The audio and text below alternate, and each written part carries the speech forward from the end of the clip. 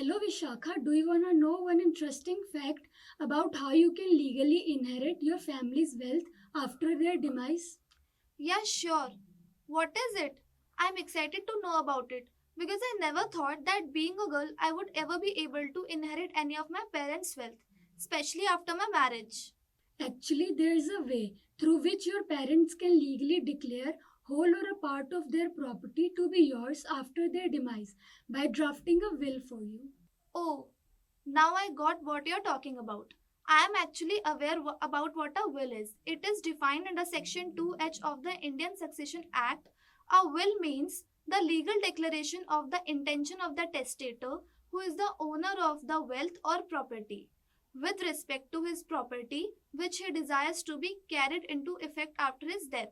And the Indian Succession Act 1925 is the law which governs the wills and matters related thereto. That's right, perfectly elucidated Vishakha. And while creating a will, one must not forget to keep in mind various essential elements for forming a valid will, such as every person who writes a will must be of sound mind and above 18 years of age, and the person must not be incapable of making a valid judgment by being in an inebriated state of mind by the reason of intoxication or illness where he is unable to understand the consequences of his act. And lastly, a will must not have been created with force, coercion, or threat. Then only such will be considered to be a valid will. Well said. But do you even know how best the process of forming a will is? Well, I don't think it's that entangled, as there are only three steps in the process of forming a will. First is listing of assets, wherein a will must state a list of all assets which include property owned by a person making a will, such as the savings, shares, stocks, bonds, and other financial assets owned. This should be done with utmost care and caution in order to not leave out any material information. Second is division of assets. Once the listing of assets owned by the individual is complete, the will should state a clear system of division of assets listed in the will so that no item is missed and there is no unnecessary disputes between the parties when the will is said to be used. In case if the minor of the family has been given any asset, it is mandatory to appoint a custodian for the minor. With that said, the last step for forming a valid will is adding sign and witnesses to the will. After the will has been drawn up and completed, it is necessary to sign it along with mentioning the date. Moreover, it is necessary to get it attested by two witnesses who merely need to witness that you have signed the will in their presence. Witnesses add credibility to the will in the eyes of the law and therefore is a mandatory step. Interesting. Well, I also wish my parents had enormous amount of property and assets so that they could create a will and inherit it to me. Well, for that, I don't think it's necessary to create a will. You can just simply ask them to name all their wealth to you.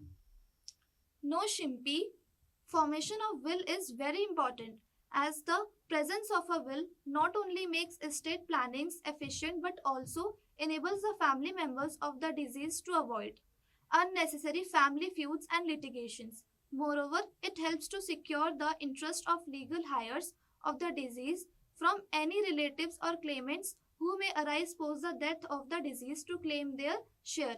And the second most important purpose that a will serves is the differentiation of the nominee from the beneficiary. A nominee is that individual who holds the property before its final allocation as per lines of the will drawn, while the beneficiary is the one who receives the property ultimately.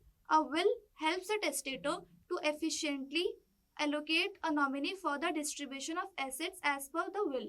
And lastly, one of the major benefits of a will is that it helps to plan out funds and guardians for minor children or dependents. In absence of a will, it becomes the sole discretion of the courts to allocate funds and appoint guardians in case of unfortunate death of the parents. However, using a will, parent or a single parent can appoint guardians and allocate the funds for their children's future and education. Okay, right. What might be the possible consequences if one decides not to create any will? Firstly, not having a valid will leaves the family of deceased vulnerable to unwanted legal exposure in the form of conflicts in division of assets between the family members. And secondly, there is a high risk of poaching the assets of the deceased by distant relatives or creditors. Right, and one must not avoid some commonly made mistakes while creating a will, such as aligning with all the legal requirements and updating the will when any new asset is acquired or the older one is disposed. And at the time of execution of will, there are possible chances that the opposing party may raise issues on the mental capability of the testator. And at the time of signing the will, therefore, it is mandatory to consider acquiring a proof of competency by a medical practitioner prior to the execution of the will. Sure. And have you heard about that landmark judgment of Supreme Court related to a will? Are you talking about that Kavita Kanwar versus Pamela Mehta case? Exactly. Remember, in that case, how the appellant endeavored to seek all of her parents' property from her own siblings. Yeah, the will that she presented before the Honorable Court was false and fabricated, and it clearly showed that a will can possibly be challenged on the grounds of suspicious circumstances before the Honorable Court of Justice. The Kavita Kanwar case is a suitable example of the key aspects considered by courts while deciding upon the validity of a will. Absolutely. The concise facts of this case is that the testatrix late Srimati Amarjit Mamik, allegedly the creator of the will, had a son and two daughters. One of the daughter, Kavita Kanwar, the appellant, was the executor and significant beneficiary of the will, even though she had not resided with the testatrix for over 20 years. The other daughter, Pamela Mehta, respondent number 1, who was a widow and also had a child, lived in the same building and acted as a caretaker of the testator, who was suffering from cancer. Respondent number 1 did not receive the substantial legacy aside from a work direction that the applicant should make available her with the place of residence in the westward property. The son, Prithviraj Mamik, respondent number 2, also claimed to have fine relations with the testatrix but only received a few nominal bank balances. The major property comprised of land and building in Defence Colony, New Delhi, of which the applicant owned ground floor through the gift deed created by her father, late Mr. D.S. Mamik, while the rest of the portion was owned by testatrix. Then the legal battle begins when the appellant decided to file an application for the will to be probated, which means to be acknowledged valid by the concerned court. The probate application was declined by the trial court, which found quite a few unexpected situations surrounding the will. The appellant then decided to appeal unproductively before the Delhi High Court, which concluded that the conditions did not rationalize granting of a probate. And the court stated that a will has to be proved like any other document, as certain elements of the appeal are indications of suspicious circumstances such as a shaky and a doubtful signature, a feeble or uncertain mind of the testator, unfair disposition of property among the siblings, and unjust exclusion of legal heirs, as such of the Prithviraj Mamik, and lastly the active involvement of the major beneficiary in the execution of the will. Right.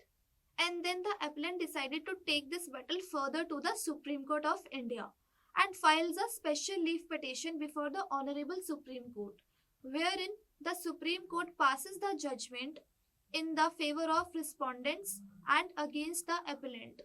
The Honorable Supreme Court foregrounds several suspicious circumstances around the will in question. First, appellant being the major beneficiary and playing an active role in the execution of the will, and second, relevant reason was missing for the execution of the other children of the testatrix in major part of the estate.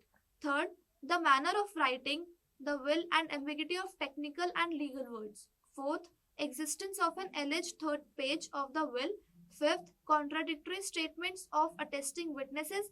And lastly, there was no evidence that the testatrix understood the contents of the will.